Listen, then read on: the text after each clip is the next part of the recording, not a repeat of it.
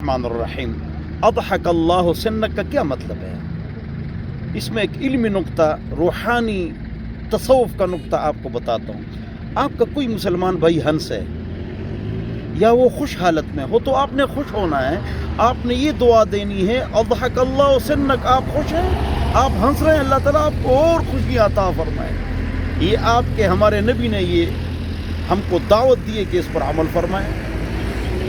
माशाअल्लाह। तो जो मुसलमान खुश है आप दुआ फरमाए और अल्लाह ताला उसको खुश रखे तो अल्लाह आपको डबल खुशी अता फरमाएगा, हदीस में आता है।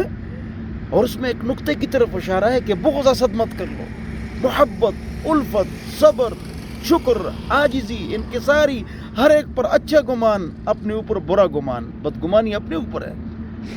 तो अल्लाह ताला हम सबको हर सुन्नत पर अमल करने की तौफीक नसीब फरमाए। वस्सलाम।